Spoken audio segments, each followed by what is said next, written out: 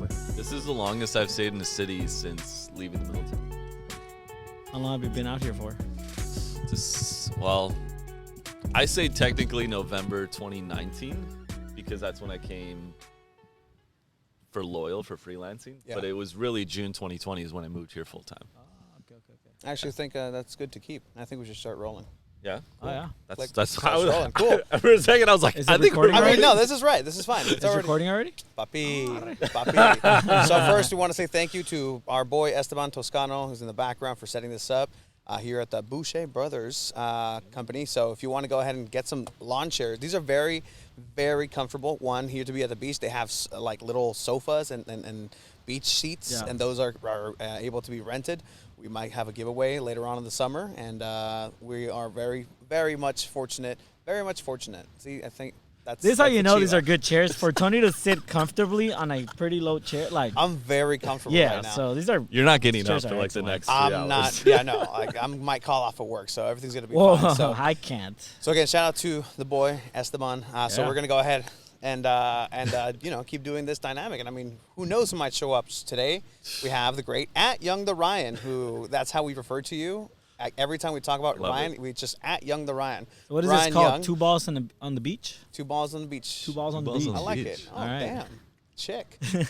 So, Ryan, we've known you. The city of San Diego has known you for a couple years, and I feel like, we all go back to that default 4-hour marathon of a podcast with the locals where we learned a lot about you in the sense of, a couple things, but I feel like, people see you around and don't know how much of an interesting person you are. So, you had an interesting come up and upbringing. You're not from San Diego, as you were telling us. You're I'm not. not. You're not from here. So Midwest boy. I am born and raised just outside Milwaukee, Wisconsin, about 10 minutes away from downtown. Okay. That's like the third, fourth. There's a lot of Wisconsinians. Wisconsinites. Wisconsin. I want to make sure I'm right because Drew will call me Yeah. out. So yeah, like you that's will. another Wisconsinite. Now at the team you have 2 with Nick Moon and Evan Conway. Like you guys all know each other. I was asking him about what's the best ice cream or custard. I would say it's probably custard. And So what is custard though? Like, I'm sorry, I've never been out there. I mean, to be honest, I think it's just something about like whole milk versus, and I could be very wrong. I'm going to get called out in the comments, but that's okay. It's just Drew, just like yeah, waving his fist at you exactly. right now. But that's like after leaving Loyal, that's why I was bummed because Nick Moon and Evan Conway, I believe I grew up probably within 10 minutes from them. Wow. What's Rocky Rococo? Some like Oh. pizza guy? Yeah, I know. I've Rocky done- Rococo Pizza, yeah. It's like if you see one now, it's like when you see a Sbarro Okay. still in business. You're kind of like, it was good when I was 8, but I don't know, it's my go-to pizza. It's sort of like, I would say Detroit style, square, like kind of like square or rectangle style pizza. Oh. Breadsticks, seasoning, all that good stuff, but I know most pizzas from not San Diego based on Dave Portnoy's just daily reviews of pizzas and his travelings, and Detroit style is one of those that I just need to try. Like it's like, have you had it? No. no, like No. it looks bomb. Is Chicago pizza deep dish? When I go to Giordano's, which is one of the famous chains there, Yeah. I actually get their regular crust. And to me, that's Interesting. one of the best pizzas. Just that- hands down. Hands down. Okay. But I can't do I call it like a meat pie. Or like Okay, a sauce meat pie. I actually just had my first meat pie up in Seattle, and I have to say it was a revelation. Like I was enthralled. It warmed you up. It was savory. It was delicious. I approve of meat pies. They have a disgusting name, but it's just like For me, a good deep dish pizza. I told you, Little Caesars deep dish pizza. Don't mock it. Don't mock it when it's freshly made. I'm with you. There is no pizza I won't try. yes. And I would say I probably have a pizza like once every. If I don't have one once every 2 weeks, it's like Oh, Yeah, you start itching for Yeah. it. Like, no, you got a hankering for a pizza here and there, and there's some really good pizza places here in San Diego. I probably would have pizza like once a week. Where's your favorite spot in San Diego for pizza? Oh, I like this spot in Old Town called Pizza Bella. Really? Okay. Really good pesto pizza too. like really really good pizza. Old Town. Nice. Yeah. I didn't picture that. There's a place called New York Pizzeria down. It was Imperial Beach. The one then you they took me moved. once. Yep, that I one's took really you. That good was too, pretty yeah. good. It's kind of like the Bronx down in what is it, Hillcrest. So that Yeah. one's pretty good. But I mean, man, there's some good pizzas around. And have you ever had Mexican pizza? It's been, I would say, at least a decade. But like with the full like beans instead of marinara. Yeah. Like I love how like we're at a beautiful location, the Hotel Del, but we're here just discussing pizza. It's There what was it's one for. in Chula Vista called El Jefe or something like that pizza, and they do like Mexican style pizza. Yes. They have The first time I ordered anything in San Diego, I drove there because I lived down in Oh, okay, Chula okay, Vista. yeah. And I made the mistake of ordering a large for myself because I'm like, large, Oh, I can, it's and huge. yeah. So yeah, food portions here and large mean like large. Yeah. And they're still probably not the biggest one. But I think the carne asada, I remember I lifted a slice, and I swear this slice probably weighed 3 pounds. I'm not even joking. Dude, yeah, what was it, like carne asada pizza? Can you- With can you green finish? salsa and everything? Can you finish a box of carne asada fries? I don't think so. I mean, if I do, I don't want to be going anywhere. Yeah. No. Yeah. You're done. You're done. You Just sit an down. order and- of carne asada fries? yeah, like a box of it. Man, I mean, you can't. You surgically I cannot. can't are anymore, unable but to. I would down those like nothing. Yeah. No. Yeah. He'll Yeah. just smell them now. Yeah. No. I'm Literally. famished. I'm full. Literally, man. So you're a creator. You are a creative mind, Ryan. Has this always been who you are? Like always been like thinking? And you were talking about like your Frankenstein setup, kind of like ours here at the Sands of Coronado. But like, you know, I always had a fascination with technology, or what led you down this path? I would want to say it probably all originated growing up watching wrestling. To be honest. Yes. And you know, I had all the action figures. I had the ring, and then you know, you could buy like the little mini sets for the guys that come out. Yep. But I would actually, I was this nerdy. I would build my own out of like cardboard. I'd take like the little snap fireworks, everything, the sparklers. Yes. I mean, and I would buy the CDs for the entrance music. Yes. So I would be I would be like running through, and like Monday Night Raw was going on. I was going through my own version, Yeah. and I would have my own storylines. Yeah. And you know, I had 2 sisters. I would watch usually with my dad. My mom didn't care about wrestling, but like nobody ever told me this was weird. So I actually kept doing it, and I would still, like when I was, I think a sophomore in high school, I was Okay. still buying action figures. Sophomore in high school is my last memory of buying a Shawn Michaels DX action figure and having a Triple H versus Shawn Michaels match, and then I just clicked like, what am I doing? But it's not weird. Like it just clicked, like it dawned. Yeah. It just came to you. Like nobody told you it was weird. No, yeah. Yeah, my high school Boy. girlfriend, actually, this was the revelation for me.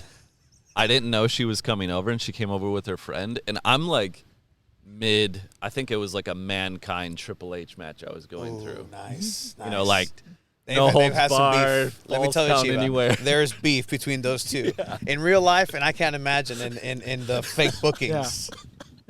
Like Triple H probably ran over his best buddy, and he had like a Hot Wheels with the car, and you know, it's just storylines are insane. My best like knowledge of wrestling is just videos that he'll show me before we start recording. Really, that's anything. it? Yeah, like Literally, I never really got literally, into it's like, it's so wrestling. bizarre. Yeah, It's so No kidding. bizarre. like I watched some lucha libre when I grew up in TJ, but like wrestling up here, I grew up like just soccer and sports and like just WWE is like none of my friends were into it, so never really like, Yeah. caught my attention. So That's fair. I feel like I missed out. I missed out on a bunch of things. I missed out on Dragon Ball.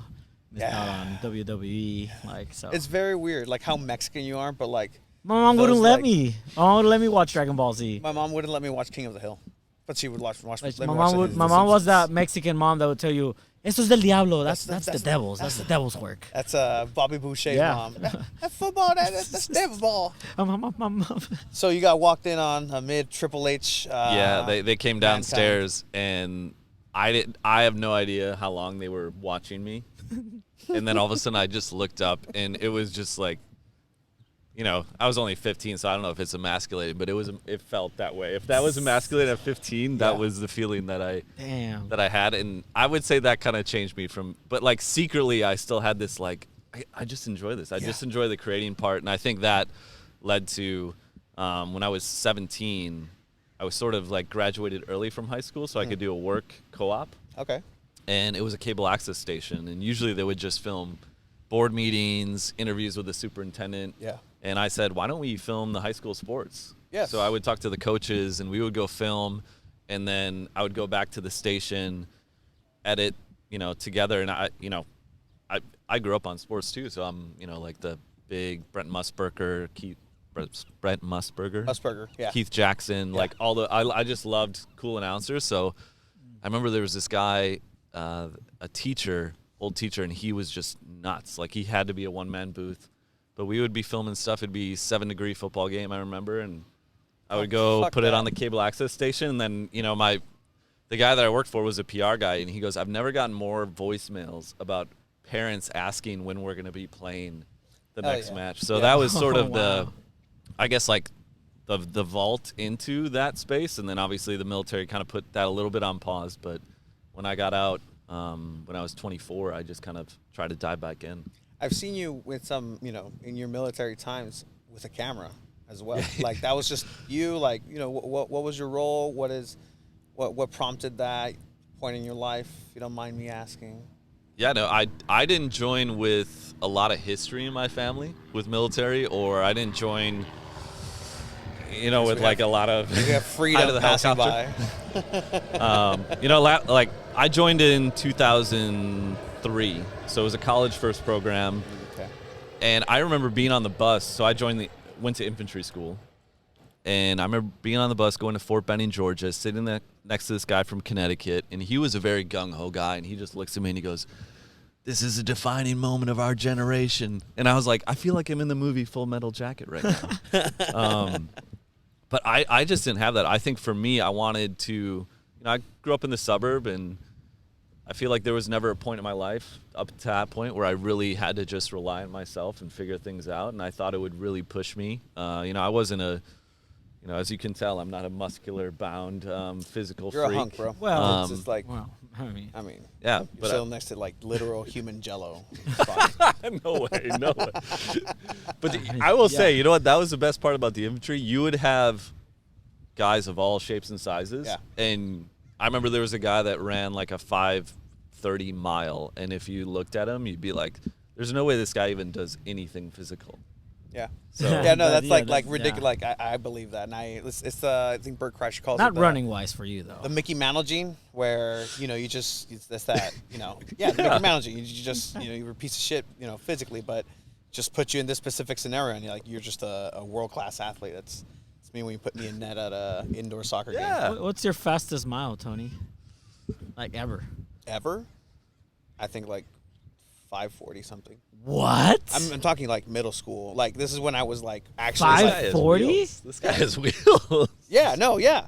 That In back the when I was fives? that's in middle school, going into high school, around the time where I Cholos don't, was I don't starting. buy that. I was fit. I liked running for a good like 8 months, and then Well, I'm calling BS. no, on that and you know one, but how I don't know. how I can prove this. Well, not really prove this, but then I went to Otay Ranch for my first 3 months of high school because I was enrolled in the Academy of Criminology and Justice that they had there, and they had the obstacle course for the police department at that high school, and it was brand new.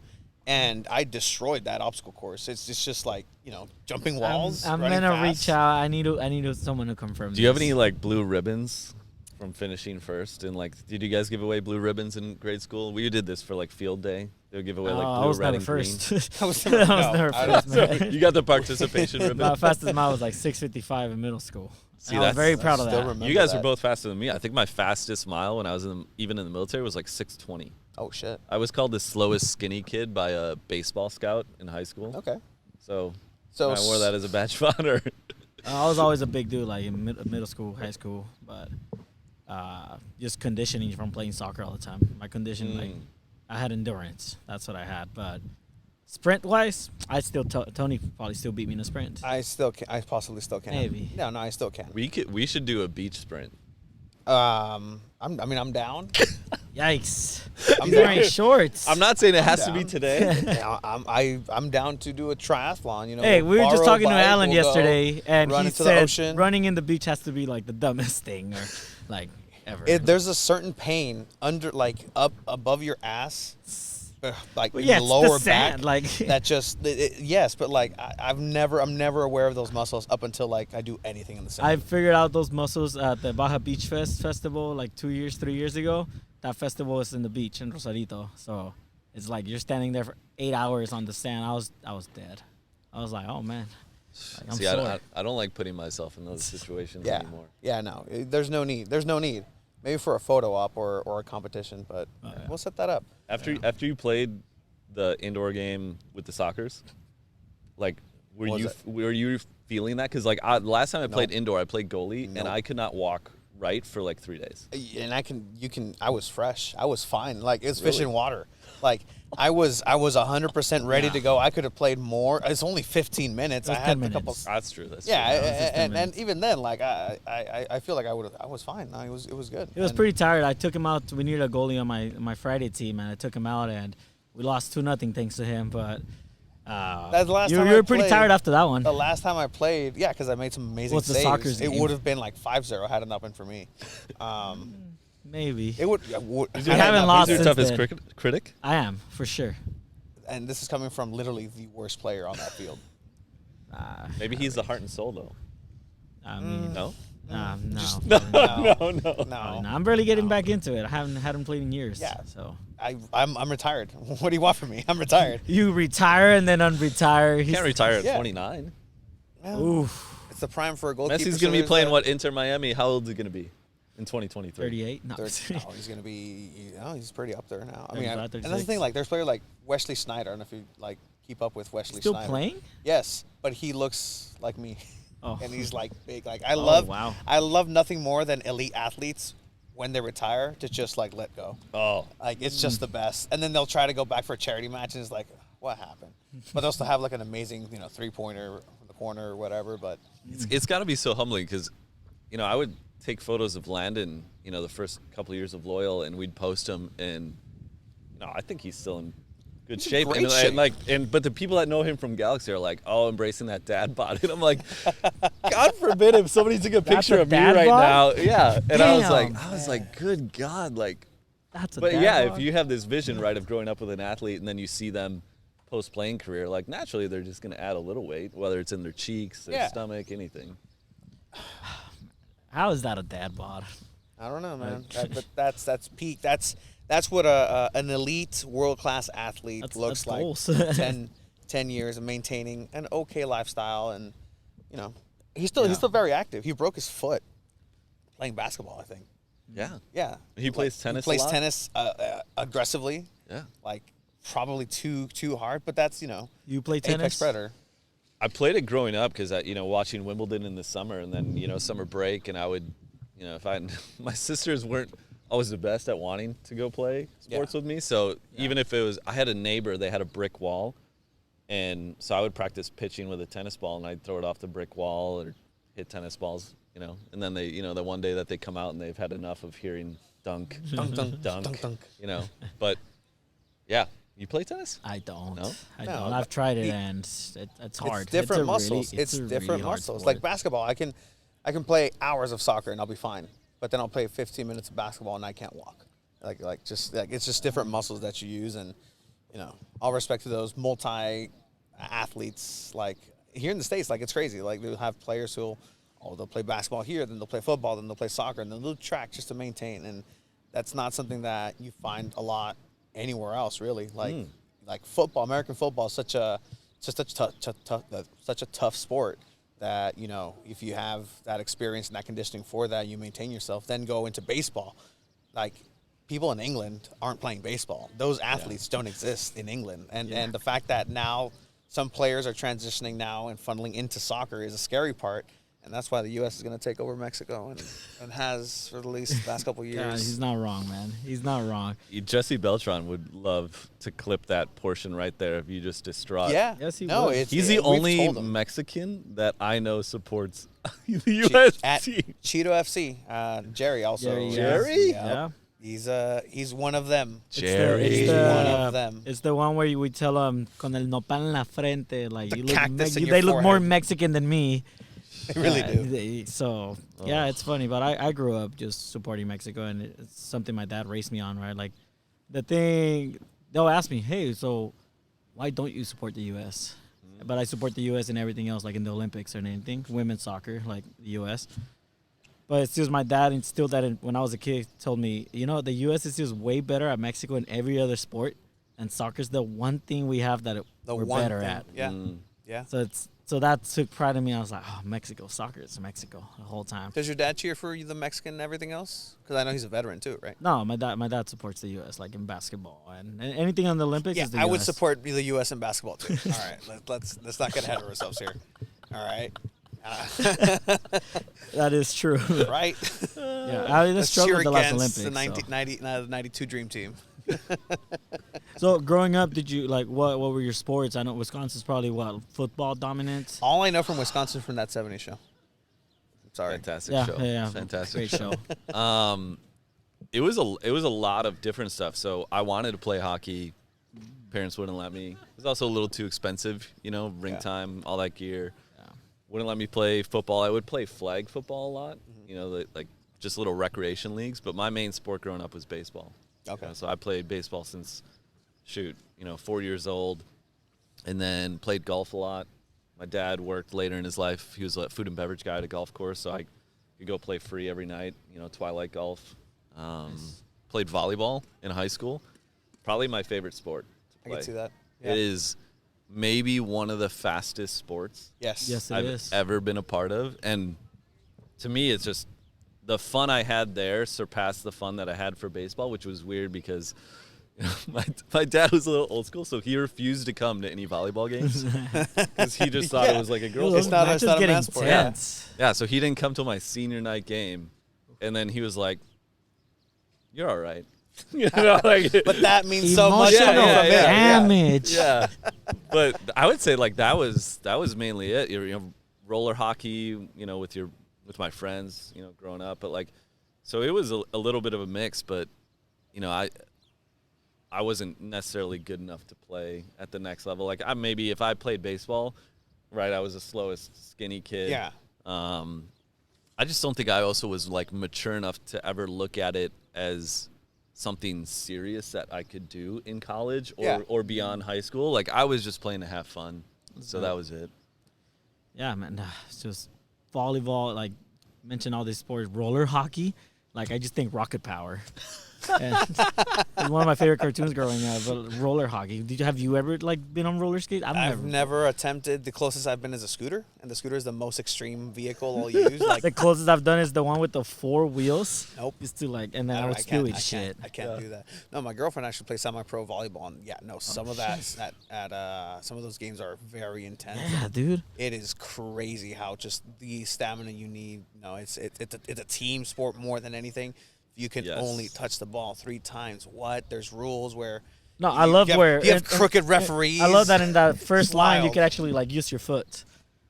Like, Yeah, I was I like love that. I was like a fish. I was a back row guy. So again, I couldn't run fast. I also could not jump. Athletic ability was not my strong Yes. suit, but I was just like the crummy guy that it's like if the ball's over there and I can dive and go try to get it, like I'll give up the body Yeah. to go get it. But Oh, I nice. think the most humbling moment was we played this team Wauwatosa East. Actually, I think it's near Waukesha is where Nick Moon's at, but Devin Harris, who played in the NBA, I think for over 10 years, was on their team. And I swear it was like he jumped off a trampoline. And I remember he spiked a ball down, it just hit me in the chest. And I was like, and it was like that moment where I was like, I don't think we're going to win this game. Yeah. I don't think we're going to Yeah. Just like utter defeat. Like you feel the pain of defeat, like literally just screamed on you. So baseball, right? That was a sport. Eventually you ended up getting a job in baseball and Yeah. a pretty nice gig, right? So with the Mets. Yeah, the Mets before that was Fresno Grizzlies. Okay. So that was, and a little bit before that, after college, I stayed in Chicago and interned with the Chicago White Sox for a year. So that was my kind of crash course in working in baseball. I was working in PR, went to Fresno, was there for 2 years, helped Derek Franks and Sam Hansen create the Fresno Tacos brand. Oh, And we launched Yes. that. So Yes. you can confirm Fresno tacos are legit. They're the best tacos. I know. Like Tony still Shit. wants to change my mind, but I like coming from a guy from Wisconsin who's lived in California now 4 times and other places. Honestly, it's still the best tacos. Like I was just there in February when I was filming with Elijah, and I went with my buddy to a spot in East Fresno, and I was like, undefeated. Have you had birria tacos? Yes, but I've had them at a place in Golden Hill, which you might not say is good or not. So we were actually we talked about this, like, oh, we're gonna I bring told you them, birria. we need to bring And we're like, birria. yes, but they're closed That Monday, spot is Tuesday. the That's how most- good of a spot it is. It's like one of those places. Where's like, it at? Barrio? It's in Imperial Beach, like Literally literally right next next to his to house. literally next to my house. I'll also So- pop down there. Yeah, no, 100%. Like, I need you to do that and just confirm. Like, if that's a San Diego taco from San Diego, that's gonna overtake anything that Like, Fresno well, has to what is it offer. about a Fresno taco? The that's salsas so, are better, but if you need salsas for your No. tacos, like, then the taco itself is subpar because it needs, like, Well, that's you know, good it's like- salsa it's like- defines a good taco. It's like a though. PED for tacos. Like, you know, if it needs it, you know, then, you know. Green it's or not- red salsa. It depends. Depend. I would say it depends on the meat Yes. that I'm having. Okay. But I will say in Fresno, there was like probably the first time that I really didn't use salsa. Like I would just use the little cilantro, onion, squeeze of lime, and that was it. But At least you're not a plain taco type of guy. Yeah. Like, you put cilantro, cebolla, and like.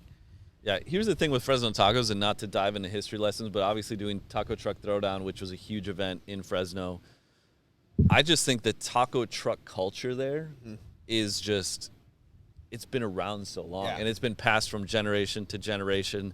And I don't know as much of the San Diego history as you guys would, but I think because of that, there's just so much love and passion, I think, in the people that are doing it. And I'm not even kidding. There used to be a hat, I think my buddy Sam made it, said, you know, it was a joke on the Trump line. He said taco trucks on every corner. Hell yeah. He made. Yeah, yeah. And, you know, even going back in February when I was there with Elijah, and I'm driving down the street, and on a Friday night, you can't go more than a mile without seeing another taco truck. Yeah. So Yeah, no, it's a great area too. My grandma used to live in Selma, which is a couple minutes away from Fresno. So I know first of all, what a hellhole of a drive it is from San Diego.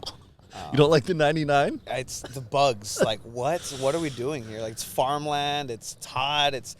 There's not an ocean near. Like, it's just the worst. I'm sorry. I'm not a fan of mid California. Literally mid California. Are you guys fans of Stranger Things? I am. Yeah. It's like the underworld of California, Yeah. and I mean that in a good way because I loved Fresno when I was there. And anytime I say Fresno, people are like, "Oh, I'm sorry," and I'm like, "No, I actually liked it." But yeah, like there's a very like it has its own sort of yeah. griminess to it that I appreciate. Yeah, it's like Barstow if it was in the middle of California times like 3. Don't look at me. The most north Yeah. I've gone is LA, which is wild. Really? It's wild. Like California, I've not been. I've gone to Vegas. Okay. But other than that, in the U.S., that's it. I mean, yeah. I mean, I'm a weird person too. You said like 7 degrees earlier. I don't know what the coldest I was up in the cabin in the woods. It was 23 Yeah. degrees. I've never been colder. Like naturally, I've walked into a walk-in freezer, but like I don't know what like -1 feels like. Like what? What does that even feel like? I've never seen snow. I've never gone on a plane here in the U.S.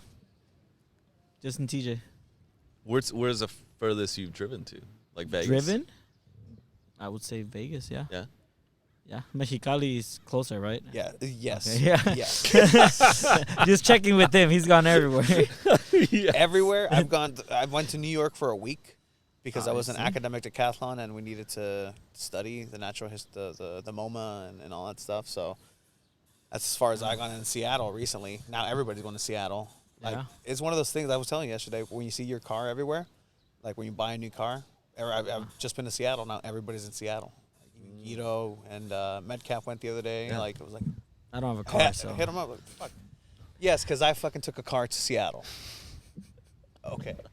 But All right. I think too, just to finish that point, Yeah. from what I've, I guess, run into with Californians, like especially Southern Californians, it's like when you grow up around this, you're kind of, it sets the bar so high that you're like, yeah, traveling to like the Midwest, you're like, why the hell would I go there? Yeah. You know, so like I get it until you go there. Like I think Chicago to me is one of the best cities in America to visit, especially during the summertime. Like Yeah. there's something going on, and right, every city there's something going on, but like Chicago just knows how to make something feel very unique. Like there's something party going on, and then 5 minutes away it's another vibe that it's just easy to get in the mix. And people are, I think too, because you're trapped inside in the cold so long, that when you do have time to party, you're just kind of really, Yeah. it's you like appreciate it. Yeah. Yeah. Yeah. Exactly. The 7 days of sunlight you guys have. Yeah, exactly. How'd you like New York though? Because when I was there, I lived in Jackson Heights, Queens. I'm guessing you did not go to Queens when you went to New York. No, I stayed at the brand new, what was it, Comfort Inn, the closest one to Oh, to Times swanky. Square. The brand new. Absolutely, it was brand new. It was still clean. The 2 stars comfort. I loved it. I loved everything about New York. I love the chaos. I love the noise. I love the city. Like, getting haggled and trying to like, oh, here's a CD in Times Square. Oh, God, I'm like, yeah. okay, cool. He's like, oh no, but that's gonna cost you. I'm like, oh, then I don't want it. He's like, oh, but you already have it in your hand. I'm like, well, now it's in yours. So see you later. Just because I love that confrontation of people, just like that grit. See, I'd be like, gosh, you got me. Let me pay you. I made that mistake, and I remember too. There was a homeless guy that I thought I was being nice, and I was at the time I was 17, and I gave him like the other half of my Subway sandwich, and he was like, "That's it." And I was like, That's it. "No, I've never experienced that before." But no, same. I loved it. That's To it. me, like the most passionate fan base too in sports, New York Met fans. Yes. Yeah. Yes. We have a friend that's a Mets fan. mutual friend. It's a Mets Mets fan. and a Knicks fan. It's a Mets, Knicks, Eagles fan. I don't know how it happened. I don't. Eagles? From San Diego, 100% San Diego. I don't know if he's even has he ever gone to New York and to No, I've Philly? been trying to convince him to go, but he's about to go. But no, the Okay. Mets fans are absolutely wild. How do I know this? Because I've watched the Mets play here in San Diego, and their fans come out. And it's thanks to the Mets, actually. Bartolo Colon hitting a Oh my God. home run here in San Diego. Do you know who Bartolo Colon is? Uh, Imagine if I was a pitcher, Uh-huh. Yeah. a no, professional yeah. pitcher in his like Yeah, late no. 30s, who's never hit a home run and never like attempted to swing. This guy swings, and like you can hear the cartoon go on his helmet because it spins on his head. Like it's What? just so bad. I think he literally ended James Shields' career in San Diego. So he hit a home run off of the star signing pitcher. It was a world breaker of a pitcher, James Shields. Hit his first career home run.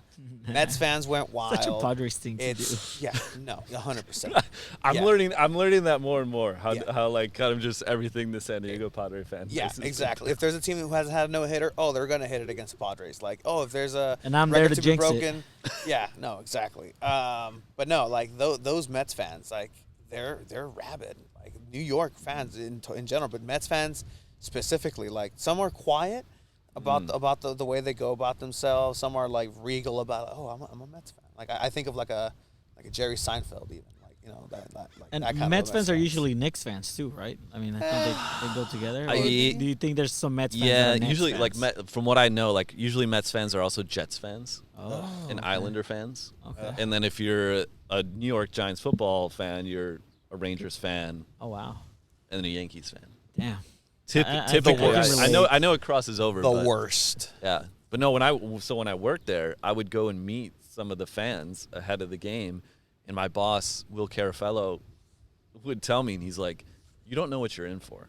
So then, one guy turned into like 4 people now before a game, and then it would grow to like 10, and then because they knew me and they knew I was working in social, if something happened, like if there was a home run, you would just see all these comments and being like, "Ryan, where is it? Where's the home run clip?" Like it was like this. I was like, "Oh my God!" But I've never been somewhere. I was never nervous to hit send, but it was the only social job, maybe in addition to the Lakers, where you're like, if this tone doesn't hit, you're about to get ratioed like no other. Yeah. And because it's just like years and years of. Too, for Mets fans, probably similar to a little bit to San Diego, but like they've just been pummeled. Like their history is like so defeated. So I'm actually going to be photographing for the Mets when they come here in San Diego. Sweet. In June, which is going to be fun. So I was actually still working there when Bartolo hit that home run. Really? We hired somebody that worked for the Mets who was living in San Diego to live tweet the game for us, so we Okay. didn't have to stay up late. But I remember watching and listening to Gary Cohn's call, and I remember he called like one of the best moments in like man. baseball history too. Which Yeah. I'm like, to be honest, Damn. yeah, for like what Bartolo was. I mean, at that point, I think he was he 40 at least? I think he was 40. Yeah. Like he was up there, and not in his prime whatsoever. And No. he was having a resurgence. Like I don't know, dude. Like let me. How can I make you like understand like this? It's like Like if Bofo Bautista were to start playing right now or something? right now and score a hat trick. Damn. And like Cuauhtemoc Blanco. yeah, Cuauhtemoc just like came out of nowhere, has been playing right now, and then scored a hat trick for Mexico. Wow. And beat the U.S. Okay, to the yeah, no, semifinals. that's freaking wild. And he's never and Cuauhtemoc Blanco has never scored a goal in this universe. I'm sorry for you Padres fans. Like It was no, been hard. but see, here's the thing. Because of that home run, James Shields got shipped over to the White Sox, and then in that deal, we got Fernando Tatis Jr. Yeah. So because so of this was Bartolo, recent. ish, I Okay. mean, like Couple years. ish, Okay. but that's why. Like that's like Tatis was still a prospect. He was the number 1/number 2 prospect at the time. I don't know why the White Sox went for it. Like they would have won a World Series right now. That's what. So working there, Rick Hahn has been their GM, but Kenny Williams was the GM when they won the title. Yes. So they have this weird dynamic, and it's probably improved now. But like when I was there in 2013, it was like Kenny Williams would just sort of like, you could tell he was trumping moves from Rick Hahn, you know, because obviously he was still tight with Reinsdorf. He's a World Series GM, so I feel like they had a history of making some really blunderous trades. Poor decisions. Poor decisions. I mean, they've righted the ship all right. We had like good players. They're contenders, but I'm glad we got Tatis out of that. Thank you, Bartolo Colon. Like that's the one thing I will always thank a Mets fan for is for Tatis and Bartolo Colon, and such joy that brought just You baseball. got your World Like, Series that's- already. Oh wait. Never mind. He just had to remind you. Yeah. I hate him because I can't say anything because I'm a Brewers fan, and you know. Hey, you guys had Christian Yelich score a cycle. Do you know what a cycle is? No, but I know my team's the former champions. Okay, Current so champions. You guys hit for a cycle and lost the game against the Reds. Third time Christian Yelich. Wait, hit a the cycle you said? Yeah, so a cycle is when. I've heard of it. Okay, You know, I'll take Uh, it because Christian Yelich does not look like he's having fun playing baseball Yeah, anymore. he and doesn't. something's happened in the last couple of weeks, but like he I lost watch, his smile. yeah, I watch him and I'm just like, this guy looks like he just got paid and he's just like, this isn't fun anymore. Yeah, no, it's he needs to get out of there. Baseball needs to get out of baseball. Like baseball is just sad in a sense. Like we went to a game and It's a lot of fun. it was a lot of fun, but you know, the Padres should have lost that game because the ball is just designed in a way that it just dies before it hits. That's why I don't get. Then they're talking about changing it mid-season, or they did change it. They did. Some balls are actually starting to get into rotation. Dave Roberts, the manager of the Dodgers, just said that we're noticing that some balls are now getting put into rotation. Some newer balls. Wow. I mean, I guess there's one element of that where you're like, hey, kudos to them trying, Yeah, but they're just so bad at trying. It's like if they start putting more helium or any helium in soccer balls. Like like start I shooting don't rockets. follow soccer enough, but right? Like I think of football. Like I love the big hits and defense, and you know, call me maybe a Yeah. maniac for that aggressiveness, but you know, watching games now, sometimes these whole personal foul things just get out of hand, and it's like. Yes. And then baseball with the juice balls. Like, what is that equivalent in soccer? Is it the VAR or is it something VAR. else? VAR is exactly that. VAR is the worst thing to happen to soccer. I agree that technology should be used, maybe goal line technology, because that's just either it's in or it's not, and it's pretty goddamn accurate because it's technology. But then you have VAR, who is a video assistant referee, and you're like, well, it's not like balls and strikes where it's either a ball or a strike. It's still up to decision. And then if you have inept, stupid referees, dude, would you trust USL referees with technology? Like, what would the chaos that would ensue? So in yesterday's episode, like after, like we were still It's the streaming, worst. and this dude pulls up my face because when I went to state, I was in the KCR college radio, and I had my own like soccer show where I would just talk about anything I felt like talking about soccer. So this was when VAR was barely starting back in 2017, and this is just starts posting because I would live stream on Facebook while being live on the radio. This is just starts posting like, I think everything.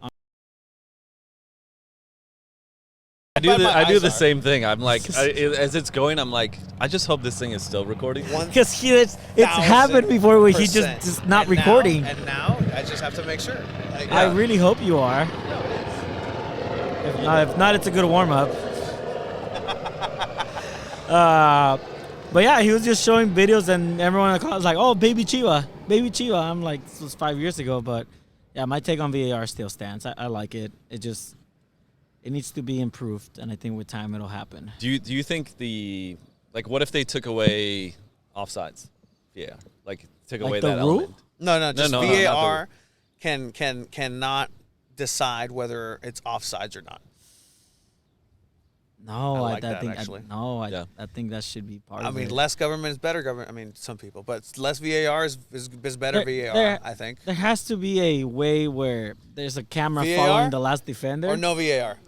there has to Esteban be says a- no VAR. I I like think that. we're at a point where there should be technology where a camera can follow the last defender and like just it lets the side ref know with the watch just as goal line technology. It's offsides. It's an offsides or something. Yeah. There has to be some way already. Because I guess as a referee, I would want, especially the offsides, because I feel like, yeah, with NWSL and USL Championship, it's so hit or miss because, for instance, the Wave goal, their second goal against Chicago that Kaylee Real scored. Mm-hmm.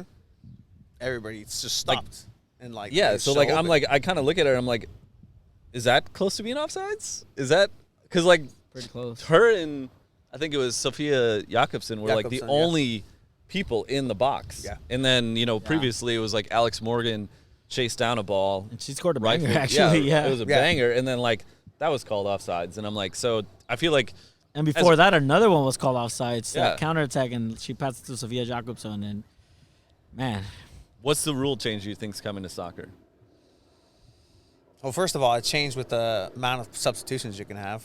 It Yeah. used to be only 3 and 3 for the whole game, and I think changing it to 5, obviously for player safety, is great, but it just changes the dynamic. You can literally pretty much have half a new team in any given game, and it's the tactics are just so different. But I think we're bound to see in the future, since it's becoming more player precaution, like player safety. I think either just one half of extra time in playoffs or no extra time and just straight to penalties. bring back golden goal.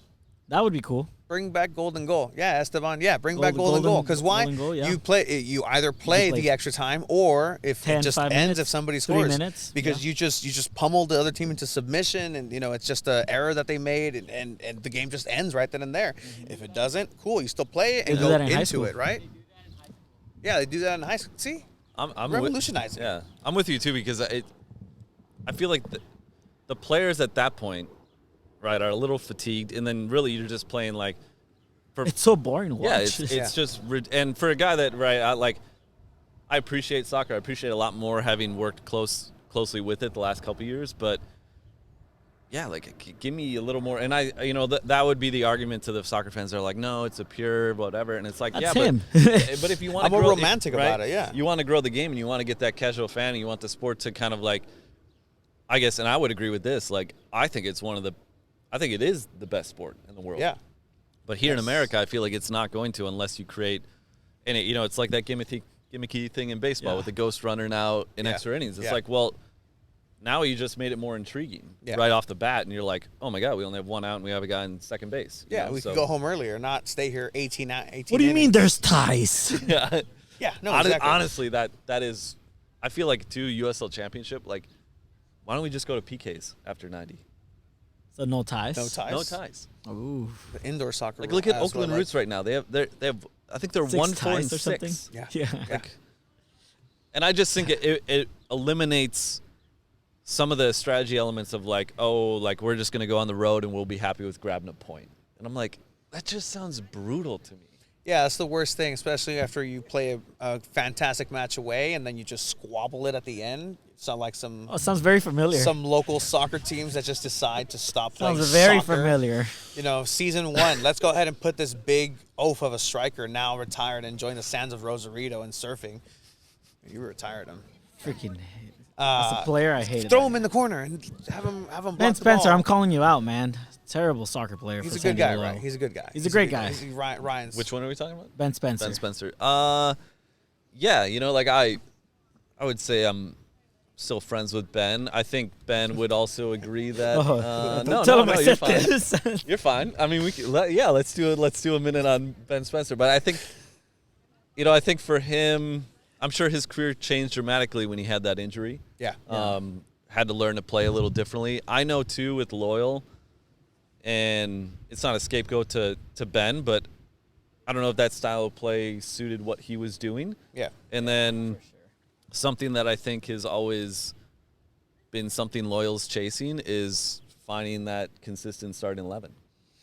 Yeah, and I think whenever they do find it, something always happens. Some long-term injury, some sort of mysterious disappearance, and then coming up in some other USL2 teams, and now kicking ass in Hartford. It's just like, something happens. Something always happens, and it's not a good trend to start in these first 3 years. But if it's going to change this year, that's great. But again, it's kind of happening again where same old. They go away, they go play away, and they dominate. They have a good game, and they have the team to beat anybody. But 90th minute rolls around, they get tied. They lose. It's gonna be wild when Herzog comes to Torero again. Oh my God, I wish I'm gonna be out of town. That was like, whatever is happening, I need to be there for it because there's just a lot of dynamics that I think some people also don't know of like, certain guys that are still unloyal that have a sour taste now of Corey. And like, to me, Corey is one of the most entertaining players that I've seen in any sport. You saw his game-winning goal at Hartford. And like, you can cap, that team's not going anywhere. But like, we saw Loyal start 0-4-2 last year and make the playoffs. So like, right now, to me, it doesn't matter where you are in the standings. So it's, that is definitely a must-see game. I guess you guys have now seen Loyal for going on the third year. What is the thing that, I guess, like, you're appreciative, and then what's the one thing that you're still hoping to see from the club? Chiwa. Oh, okay. Appreciative. Just from the club on the field, you mean, or in general? Yeah, it can be in general. I do appreciate how they give us the access to be able to do what we do for content, right? When it comes to Loyal, just when they do, really giving us a chance at least first couple of years, just being down behind the goal and just catching the goals. I've been there with you with my GoPro, and it's like, hey, did you catch the goal? I was on the other side, and this and that. It's like, dude, I got it. So just that chance of being actually down on the field and watching the games, and just the connections we've been able to make with like people like Weston and with you, and like a lot of cool people that we met through that.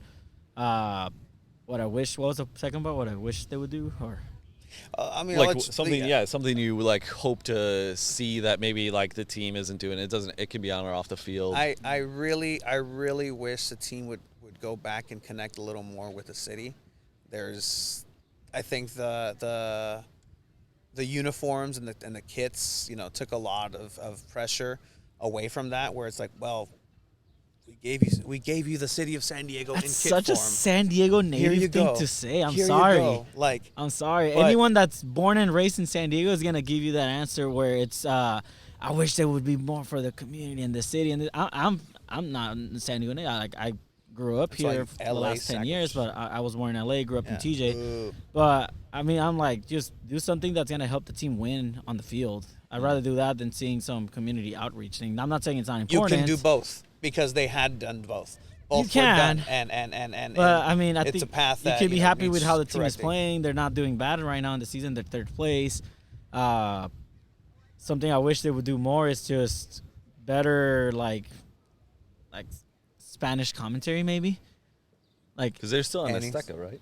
They're still in Azteca, but they rotate the commentary, the commentators a lot. And if you have someone consistent, that's someone you would recognize. That'd be cool. If you guys want to give us a shot and doing a Spanish podcast, that'd be great. Hola, ¿qué tal? Aquí venimos, solo That's something I wish they maybe would do. Like, golazo. Yeah, no, it like having now been, I guess, removed from the day-to-day there the last couple of months. I mean, even if I look at the front office now, like that, it's turned over probably 60-70% since I've been there. Yeah. And you have one side that will say that's normal in. And I know Landon hates when I say this, minor league sports. Yes. But I think when you have a market like San Diego and how nice it is to live and everything, like I really think it's a destination where, I looked at that job when I was there and I was like, I'd be totally content working here 10 years and building this thing. Yeah, in 15 years, 20 years.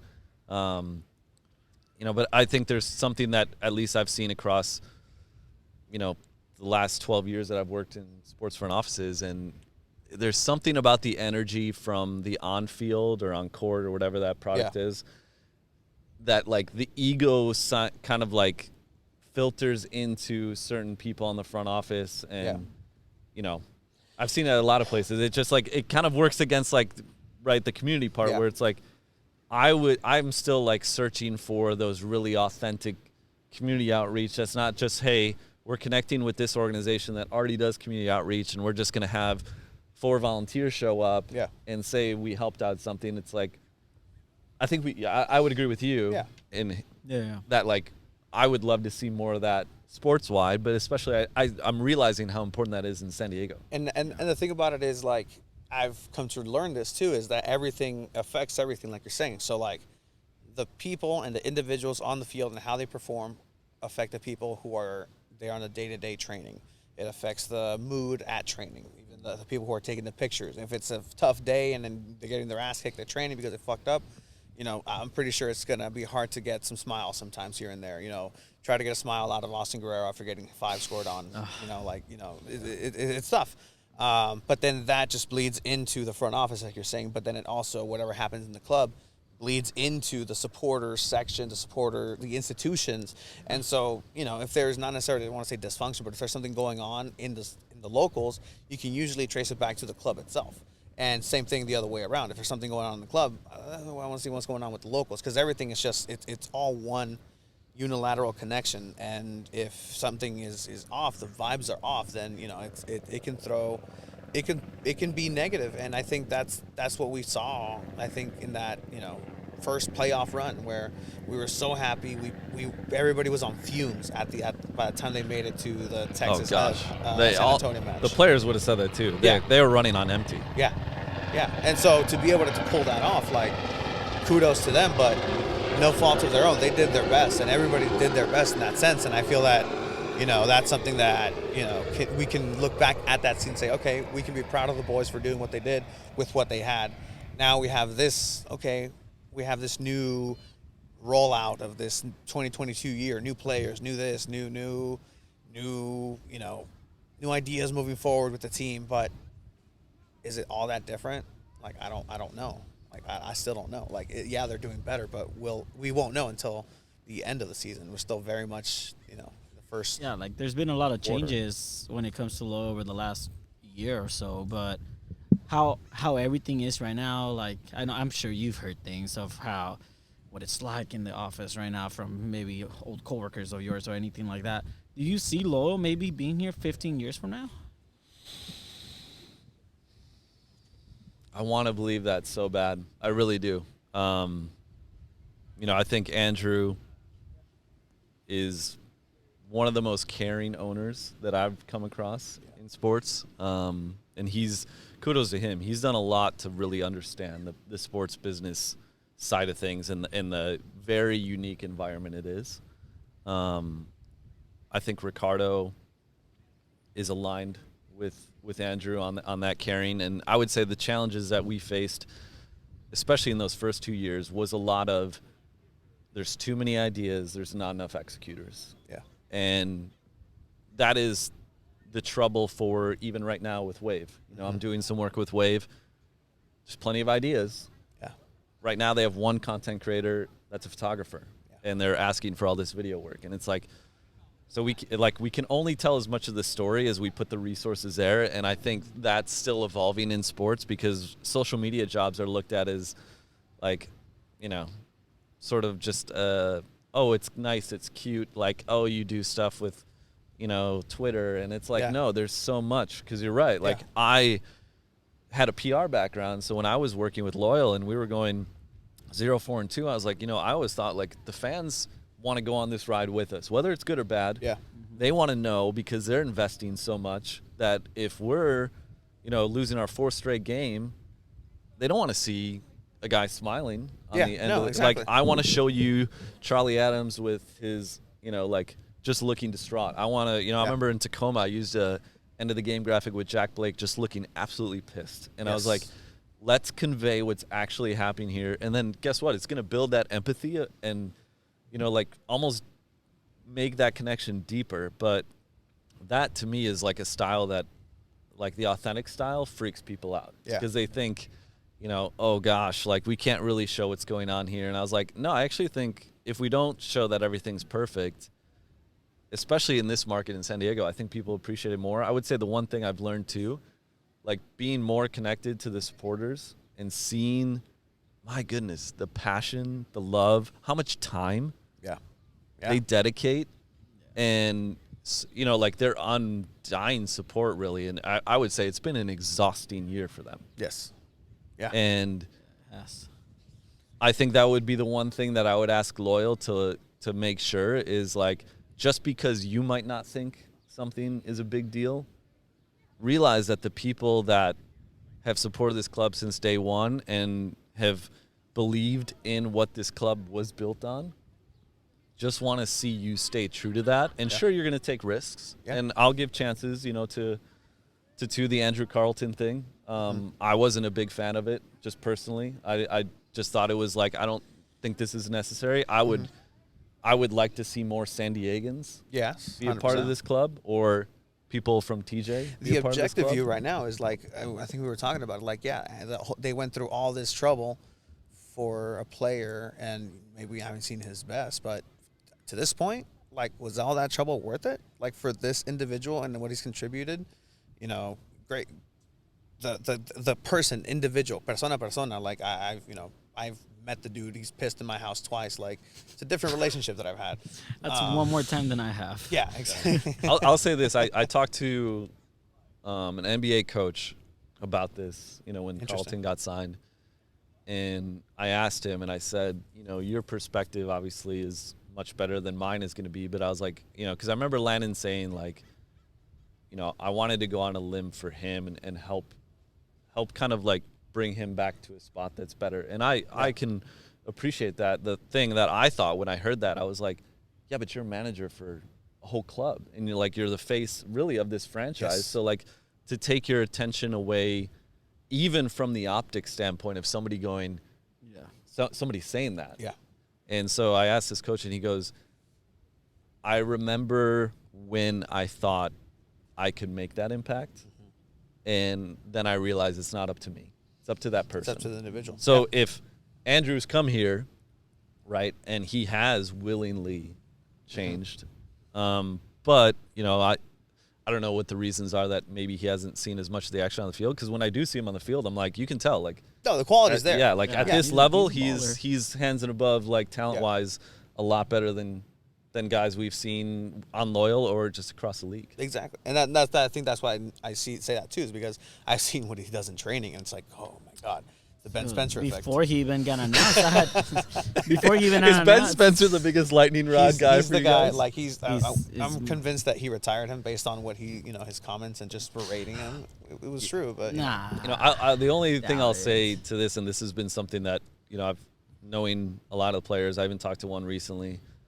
and how much consistency to a professional athlete is important. Yeah. And I know, I've heard Nate say this, right? That's why their routine, that's why their schedules vary, like, meticulously, yes, like, figured out. But, and, if Nate hears this, he might not enjoy me sharing this, but at the end of the year, there were some players that were just saying, like, we feel like we're a fantasy football team in terms of the lineup changing so much oh okay, that by the time they got to San Antonio, I think when they saw the starting 11, I saw the guys walking out onto the pitch, right, the tunnel going out, yeah, and there's a look in eyes where you're going, like, they're locked in, or like, man, you can tell they have a hunger. And I remember looking, and I texted Jesse, and I was like, I got a really bad feeling right now. Yeah. And then, Mitch Tainer Tell, is man. like, he's like the loyal voodoo doll, because when he was with Sac, he had that goal at the very end at Torero. Yes. And then I remember seeing him in the starting 11 with San Antonio, and I was like, fucking A, Mitch Tainer. And then he had a big impact in that game. Yeah. We were at the watch party at Stone, and we could tell. We said, like, dude, no, they're not playing. They're not right. They're like not something there. wasn't right. Like, Well, from I And the then mean- the whole Herzog thing had just happened as well, which, we don't know any. I don't know. I'm pretty sure you can't share. again, we're gonna have to start a chant in 109. We wanna why, know. Corey? Why? Why, Corey? Why? No, unless you say this, would you say if he scores against Loyal, would he celebrate? Yes, Was he's it gonna. like Yes, bad he's terms? gonna celebrate. I think. I think I'm trying like Corey. Corey's a guy that connects with literally every guy in the team. Yeah. There were some dynamics that I think soured a lot of those relationships at the end, but he's a guy that historically has written messages on a undershirt. Yeah. So, I mean, I wouldn't be surprised with that. I know in speaking with Corey after he left that, he was a little disappointed too from his side of things. And, right, I'm not defending one way or another, but I would assume he's going to be very, very charged up for that. And, I said this already. I was like, he's the quintessential guy on a corner kick to just drop his butt into an opposing player or goalkeeper, and he's like Irvin Parra was. He's a little instigator, a fire starter. He's going to step on your toes. And to me, I've found in any sport, you need a guy like that to have it. I don't know who that guy now is on Loyal, but I'd say maybe Kyle. Yeah, Vassell? but Vassell. he's cleaner. I feel like he's cleaner about it. Like he won't. It's a little Maybe more just more intimidating, proper too. Yeah. with his a little. British Yeah, he's a accent. little bit more regal about it. Yeah, I can see that. He'll, Absolutely. Oh, that's I mean, terrible. I know. I'm so psyched that guy's on the team because he was training last year. Yeah. Yes. With us. Obviously, you guys saw him, and everybody was just going, if we can get this guy's visa, I think, figured out, like I honestly think that would have been the recipe to probably advancing further, or at least having a fighting chance in San Antonio.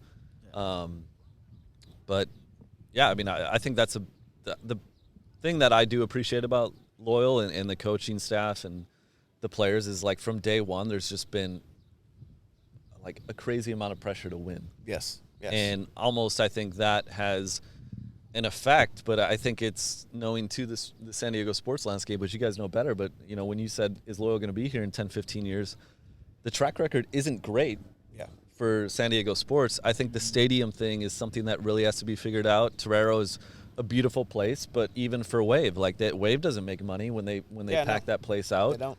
And they're going to Snapdragon, and that's another feat to, they're looking to hopefully get 28,000 fans at their first game. Yeah. What'll happen? Yes. I think the recipe with Angel City, Angel City's been having like 17,000. I think one of the last. Yeah, home it's matches. dropped off a little bit at LAFC, and I think, I just hope something can get rectified where, if it's that temporary stadium, but the city leadership or the newspapers or the media, I'm putting the onus on them. I get that they're probably defeated and exhausted by teams that have come and gone, but it's like, to me, I think Loyal has done enough to be like, take them seriously, please. Yeah. So what if an MLS team just starts up with Snapdragon and Loyal don't go in there? What do you think happens there? I mean, USO, it's still a professional league, and it obviously maybe does not produce the same amount of income that an MLS team would make. But what do you think would happen in that scenario with Loyal? Where would Loyal would be in lose that the other situation? half of the office to that team. Oof. I mean, what we've seen with the last two markets that's happened, St. Louis, Austin, right? Bold. The team's gone away. Yeah. So, I mean, I would say at most, maybe if an MLS team comes here, a League One team, but or maybe they create a partnership to be like MLS Next. Yeah. Yeah. I was thinking that. I think that's really hard, and that's why I know this year is before I left, they had a presentation about the way that they were going to map things out for this year, kind of the pressure they were putting on themselves, and this is a crucial year for that club. To get more attention, to generate fans, and they have the front office built out probably to the best that it's been ever. I think now I looked recently, and they have 6 full-time people in marketing right now. And I say marketing because that's the department I was in. And, for a while it was just Jesse and I. Mm-hmm. Danny came in, that was sort of like operating with without a head because, we didn't really have the ability to have a true budget or do stuff. So it was like, we were kind of like the traveling road crew that was doing as much as you could, but to get to showcase the team in the way that you need to generate more fan interest. But I think, I hope, man, I love that team. I still talk with a lot of the guys, ran into, Danny and Weston lately. And, I think just shout out to Weston. I think he's He's holding it down. He's easily one of the representing San That guy is Diego. So dope, man. Like He is. He's one of the best sales guys I've ever seen it. in any team I've ever worked for, and I think he's a guy that really just cares so much, and that to me, when you have that recipe, especially in a salesperson, Yeah. that is so unique. So I hope, I hope I'd be happy to support them in any way if they ever asked, but I guess right now my attention is tilted towards San Diego Wave. So how is that going, right? So is that, you were talking about it, right? Like it's same but different, where you had the ideas but not the resources necessarily with Loyal. But in Wave, kind of the opposite. You just need the people. You need the actual human beings, because resources are there, Yeah. and plentiful from what we've been understood. I mean, the amount of gas that I have to spend to go to the Polo Grounds is telling enough of how.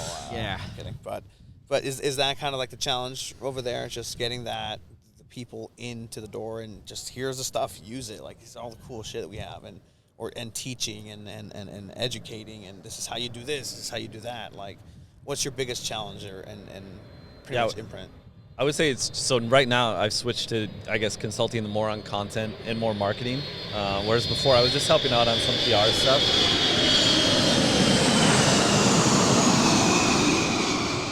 It's Tom not San Cruise. Diego if you Yeah. don't hear planes every 10 minutes, Exactly. right? It's probably Tom Cruise. yeah, Cruise. Tom Cruise is coming in. We saw him at the Padre game, Oh, yes. in full Maverick regalia. No It was kidding. pretty. That's sweet. pretty dope. Yeah. That's pretty dope. That's awesome. I would say it's still very new, and they've had some turnover too. Yeah. Allie Williams, who helped build that brand, is kind of stepping away from her role in the marketing team. I think they had another person in their leadership that had marketing influences stepping away. So right now they have Laura Wolfstein, Yes.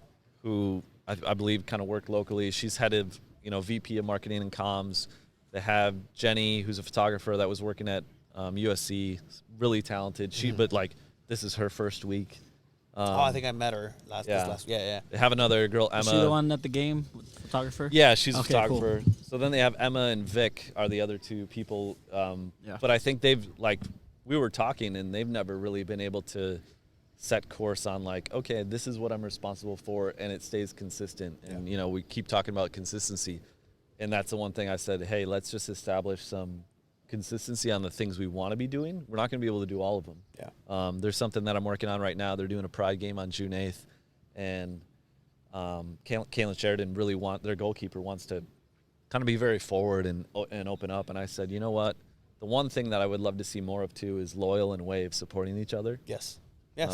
So I reached out to Colin and I said, I feel like I've seen this conversation so many ways about out professional athletes.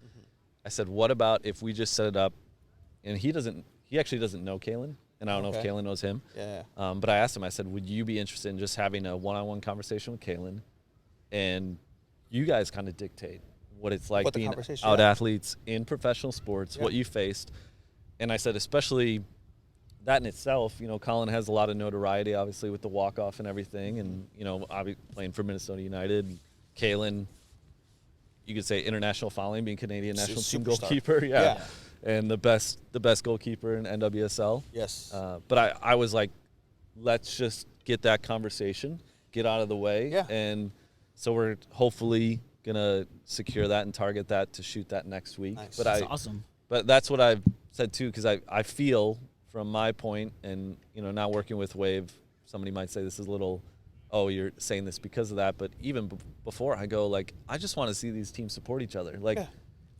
You're supporting the sport. That's the thing that these two teams are coming into it, right? This infrastructure has been here. The soccer infrastructure has been here, and that's what a lot of these teams struggle to get and build. Oh, let's build a community. No, the community has been here, and it's been waiting for you. So let's take advantage of what's here, and don't just try to, prostitute it in some sort of way for, hey, we're going to go ahead and be part of the community. We're going to go ahead and unbe this and this. No, it's a here, lot of dude. people Just south of the go for eight it, dude. that are very upset, with Waves, community outreach when it comes to this, that part of San Diego. And I get it. Oh, we have girls from Rebels, from the Chula Vista team. Like, okay, cool. Step in the right directions. But what else? What else? That's the fan base for women's soccer majority. It's a lot of like young girls that are big fans just going out there, and I feel like the They team practice on the same fields as the team professionals. will have its at the polo focus fields. on It's great. trying to reach that like audience, right? So I understand why maybe they're not putting too much focus on like say South Bay and Mm-hmm. people like you and me, Tony, or people like Adrian. Like Yeah. it's just I feel like the focus would be more on who's gonna be showing up to a lot of those games where it's gonna be families and parents with little girls that are playing soccer. Let's just put it this way: it's the people that ended up buying the two. Yeah, I know you had nothing to do with it. The $200 jerseys. Like, I mean, most of those individuals. Oh, you mean the Jill Ellis signed the jersey? Jill Ellis Sharpie written jerseys, and they have a cool patch for $200. We're gonna get this guy in trouble, dude. He has No, nothing to do with no, it. He has no, nothing but- to do with it. I know. But to me, this is the conversation that, and I did ask because I said, do you guys have plans to do listening sessions and more outreach with fans so Yeah. they can hear more of this? Yeah. Because I think too, it's not only about hearing it; it's the right people at the organization hearing it. Yeah. Because when you sort of import into San Diego, and from what I've learned a little bit, I've never talked to Casey Stoney, but I think from what I hear, if you're going to get a women's coach in professional soccer, That's you're the going to one go to get go. Casey Stoney. Yeah. But she's focused on winning. Yeah, Yeah. that's her And- job. And so, I don't fault that, but, I feel, right, the influence of somebody like that, same with Landon at Loyal, if you're going to get player involvement, if you're going to get team involvement, you need to get buy-in from the head coach. Yeah. And I will say this, because I have asked this question too, and I noticed this when I was at the LA Sparks. Women professional athletes are much more willing to do community stuff and really get involved. And that's no cap against guys, but I just feel like maybe, that nurturing aspect of women is just, and I think too, it's like they've had to do so much more to even get attention, to even Yeah. get on TV, Yeah. even to have this league, right? This league has been around for 10 years. Yeah. So, and being around the game too, I told this to Jesse the other day, and I was like, if this league was covered like the NBA, It'd be the NFL, biggest thing. it would rise in popularity. One of my biggest sticking points right now is the league controls all video assets during Yeah. games. So people are wondering hey, why isn't Wave posting any goals or anything from matches? They can't. They can't because of the And- rights. And it's like the NWSL is operating like the NFL. The NFL holds that. They'll say you can only post 2 minutes of footage in a game. NWSL, you can't even do that. If you want to do anything, you have to share the league's handle. And the league needs to just understand, if this league is going to grow, hey, generate a different content strategy from the league handle and let these teams get their stuff out, because these women are sharing everything. They're Alex Morgan asked Jenny, our photographer, hey, can you take photos of me arriving, because, that's an element too that I think from a coaching side, you're going, oh God, now it's about the fashion and the fit. And it's well, yeah, like because guess what? That athlete's going to share that. And also, more people end up commenting on what they're wearing than they do an action photo at a game. Yep. So I think it's getting there, and I think if the athletes too in the NWSL get more power, Yeah. I think it's going to help kickstart a little more of the archaic ways that I think the league has sort of been stuck in. Yeah. No wonder we don't see loyal player outfits arriving to Torero anymore. Does that Yeah. not- I thought they still do I that. haven't seen that lately. They do, but they're not as Not as much. It's fine. They're different, but But you're right. it's very true. And going back to how loyal and Wave support, how come we haven't seen a promo video with Casey Stoney, Alex Morgan, Landon Donovan, Joe Ellis, Shannon McMillan? Hey, come on, together. soccer. Hey, come to Torero. Some promo video just to promote both teams. I don't know. Let me tell you something, brother. That'd be fantastic. I mean, I even saw this. Kaylin Sheridan went to Clemson. Jack Metcalf went to Jack Clemson. Clem. Yeah, exactly. I saw that So- too. Yeah. I think Colin's going to come out to the June 8th game, which Okay. I'm really, Nice. really excited about. I don't know the full answer to that. I Mm-hmm. think from an element of things that I've seen in other sports and other teams is sometimes it's the you know, big brother, big sister, little sister, like you need me more than I need you, or we've been here, you guys are just starting, or what's the benefit monetarily if we get involved in this? And I agree. I'm like, you know, with this Colin and Kalen thing, I go, there is no benefit other than the fans are going to love seeing Loyal and Wave together. Yeah. People are going to enjoy seeing a really authentic, to me, intriguing conversation. Because the one question I told Colin, I said, if there's any theme to this conversation, I said, I want to get past the same questions that, you know, people would always ask, like, oh, what is it like being an out athlete? Yeah. And it's like, right, Colin's maybe bored by that question or line of questioning. And it's like, no, let's cut a little deeper. Like, give me more insight. So when you see this video, you're going like, wow, I'm actually really intrigued. Or, you know, you guys talked about it too. It's like when Casey Stoney always, or other teammates of hers, you know, at even the most recent game, and somebody asked Sophia, like, what's it like playing with Alex Morgan? And it's like, well, actually, I play with a bunch of Swedish Alex Morgans in my national team. Like, I'm Alex Morgan in Sweden, so like, no, exactly. Like, it's a little disrespectful, and to say like, it's great because Morgan is that, you know, that monumental element, that piece, that North Star. It's great, but at the same time, it's like Naomi Girma is right there. She's the number 1 overall pick. She's been locking it down. There's only been one goal past Sheridan this season, possibly 3. Could have been 3 clean sheets in a row. Like that. That's and props impressive. to Alex, because even when they ask her things like that, she deflects. She says, no, well, it's because of my teammates. If it's not because of the run she made or the cross she made, like, or the penalty they got, like, I would have not scored. She scored 4 goals. Three of her 5 goals have been penalties. So she scored 4 goals, 2 in open play, 2 penalties in the last, not this game, but the last game before this, against Gotham. Every time she turned around and celebrated with her teammates. Didn't look at a fan, just celebrated with the teammates. Then said hi to the fans after. But that's the first thing. That's the first thing she did. There's never been a solo celebration. Nope. She's like, I remember there's one, like, she had her arms extended, but she was like wafting towards Jody Taylor. Yeah. You know? And this is the person that like helped score like 15 against against another team and did a teacup celebration. Reed, she scored and she celebrated with the team. Yeah. So that's, I mean, you don't see any. You know where you see that? Volleyball. Yeah, that is like after true. every play, that's the one thing I've always liked. They appreciate each other, even after they get scored on. You have to give the high five. You have to give the high. That's little huddle team, up. Yeah, exactly. For sure. So that's great, man. Like, so you're pretty much your hand in San Diego soccer is, you know, you're the guy. You're the guy. I don't think I'm the guy. I think there's a lot of, you know, from what I'm understanding, and I guess my approach to it has been, let me connect with the people that have been here. Mm-hmm.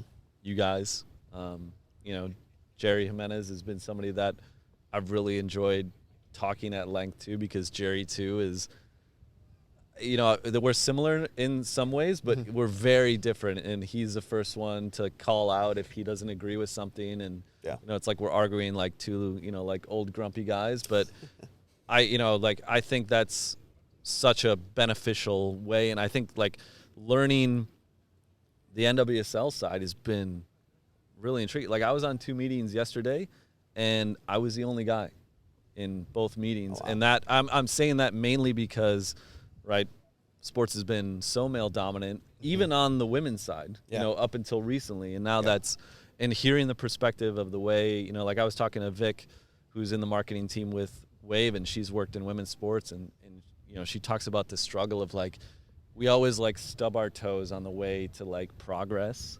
And I think there's a lot of pressure too. It's crazy how much pressure that San Diego teams feel like they have to have. But I think the one thing too with Wave is they're balancing this on the soccer side. They want to be known as the premier football club in the world. You know, I talked to Molly Downtain, their GM, who has national team experience with working on that side of things. I'm having a conversation with her very soon about like what's happening with the team that we haven't been able to translate to the social that you really want the club to be known for, which might, I don't know if it hits those connections that we said where it's like it needs to feel more San Diego, but that was a question I asked to a lot of supporters that was like, what are you not feeling from Wave? And it was like, it just doesn't feel like they're a San Diego team yet. And I think in a way it's like you have to give it time. When I was this is going to be a really wonky reference and sort of comparison, but when I was in the military and we were training Iraqi army soldiers, it was like they haven't lived this way of life. Yeah. Like they haven't had to do this the way we're teaching them. So even if we teach them for 10 months that we're here, this is something that needs to go on for like 3, 5, 10 years. And I remember my first year at Loyal, I was telling, high up executive, because they were, all these ideas of do everything. And it was like, all of this sounds great. We're not going to be able to execute all this right away. And I said, that will be really good to do in 3 years. And it was like, we can't. We have to do that now. And it's just like, we're going to do it at the expense of burning people out, and then also doing these things that aren't fully developed. Because, ideally, you create these things and you get a partner to come in to subsidize the cost or to generate the cost for you to dedicate more resources to doing, really authentic community initiatives. And, without that consistency, you're kind of just, spinning wheels on, starting certain initiatives. And then you're like, I heard about that, but, when was the last time they actually did something like that? Or, or we always seem to do stuff, but it's just kind of the volunteer, which is all that's good. I think with a guy that I would love to shout out over at Loyal is Russ Thompson. Yes, does a great job. Does a great job. If you want to call a guy that lives such an optimistic life, such a that happy, guy's jolly guy. Guy's never in a guy. bad mood, and all he wants to do is use his military connections here to get a bridge. And I saw them doing something with the Coast Guard yesterday, and I was like, you know what, this. If that continues to be something that gets support for him and they're able to do more and he gets more, I guess, opportunities from the soccer side to get the time to do that, I think that then grows into bigger things. Yeah. And I think for Wave, they're just building out their community team. So I think there's a game ops person they hired that's also doing community outreach. They have another girl, Darcy, that has sort of been in that space, but as I had to do game ops and PR and marketing. So I was on a call yesterday and they're just talking about doing a lot more outreach to people. Chicano Fed is one of them. Nice. Yes. So, but you're right. When you hear that, you're I can't deny, hey, have they done a lot of good outreach to south of the 8? No, absolutely not. But I think doesn't mean it can't happen. And my hope would be to help steer it and make sure it's just done authentically and it's not just for a photo op. And that's what I would say. Laura Wolfstein, I really feel that from her when she said it, because she even was talking about that. She's like, let's just make sure if we're going to execute on ideas, it's not just for a photo op. Yeah. I think something for San Diego Wave too is the way to win La Raza is having a great team and winning. Which they're off to a 3-0 start. So I've only heard Conan in WCW say Conan. that. You know who Conan is? No, I don't. It's Conan the Librarian. Conan the Barbarian's Primo. It's not.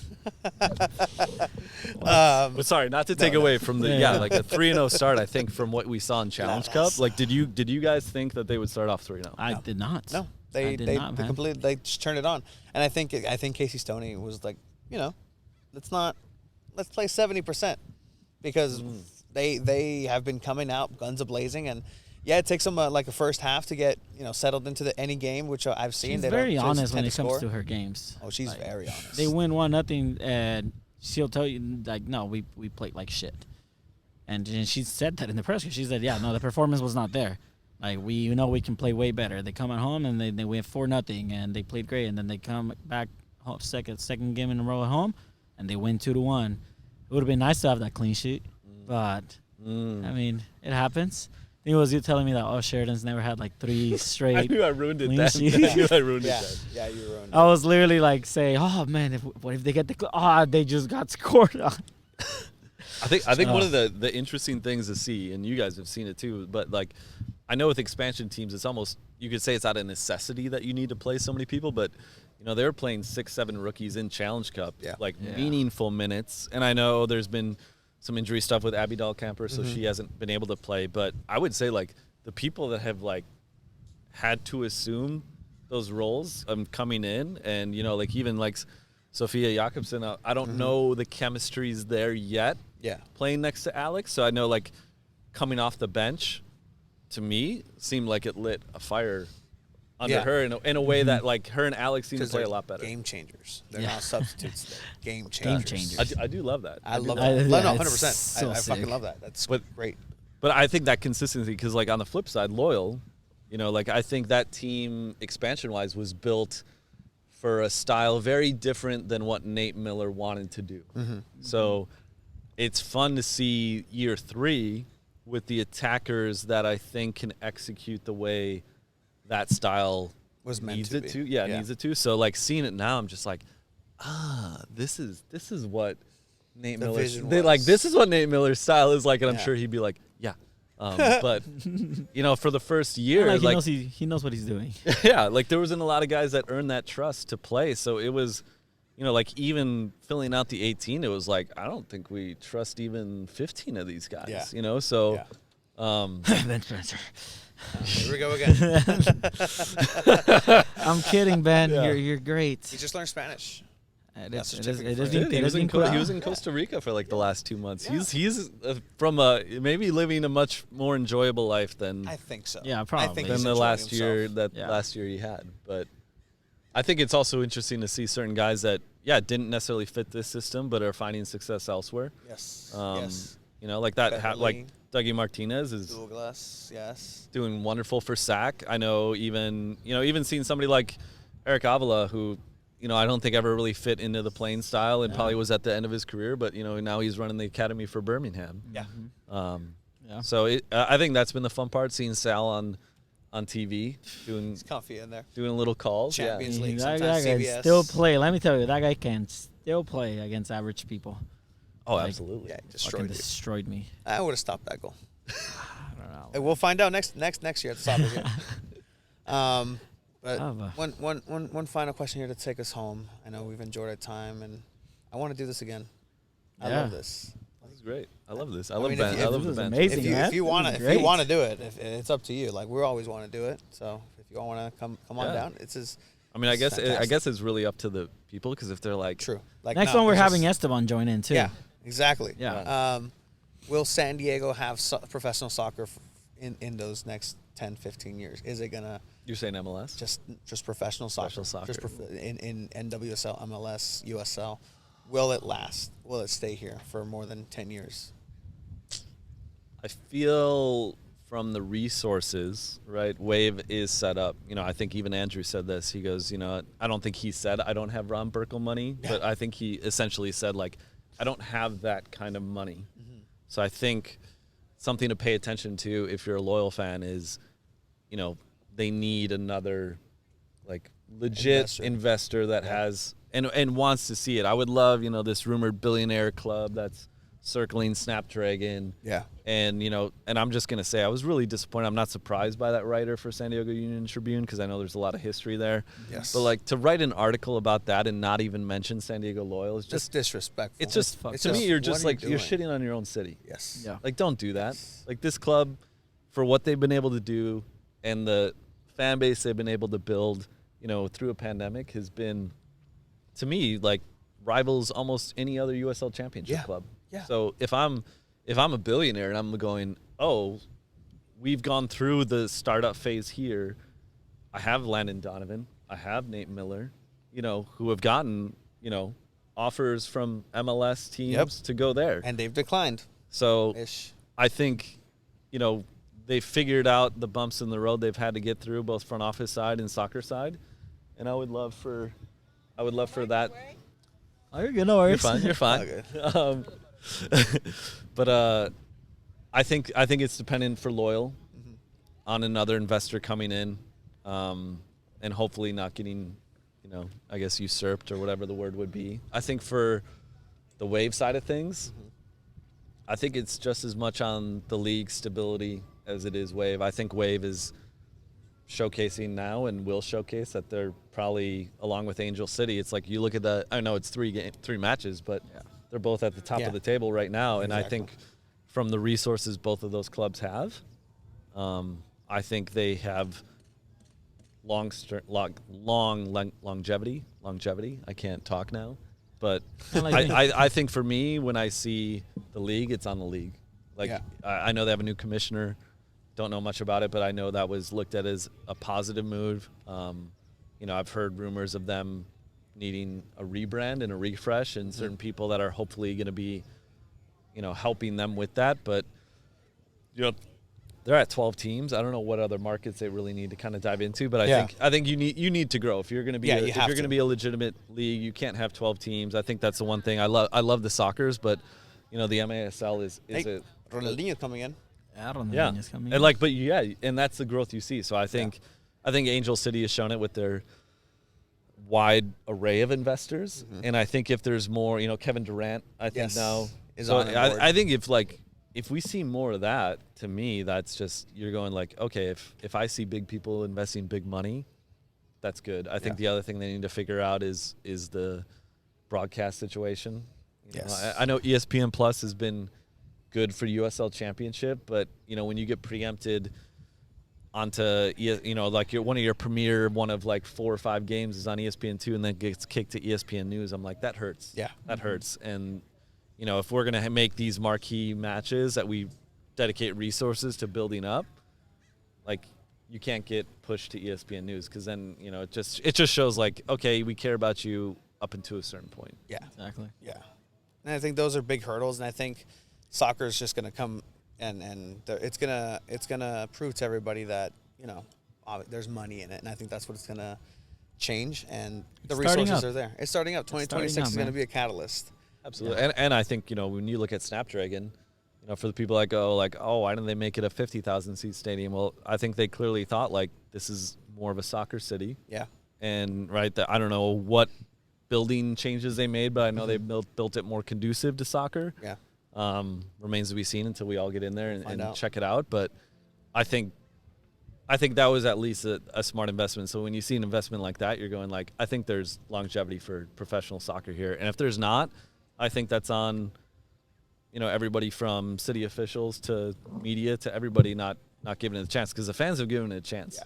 Oh yeah. So I think if you have that, like all the other parts can help, I guess, like add the PEDs to it to multiply the fan base, which is needed, because I think the revenue streams for especially Loyal, I know need to be in a spot that's not tied to Torero. They need to be able to own their own revenue. Yeah. Yeah. I really loved you here Yeah, in this man. space. Yeah. Want to thank again Pusha Brothers. this is Check out the Instagrams. beautiful. Fantastic First ever guest area. for 2 balls on the beach. Check out the link on the description. Thank you, Esteban. Thank you, Ryan, for coming out. And I hope we can do this again. And hopefully. Thank you guys. Great Gotta get you plans, out to San Diego. Fernandez to eat some birria tacos. That's got to happen. That's got to happen. Thank you guys. Yeah, Appreciate man. it. Oh yeah.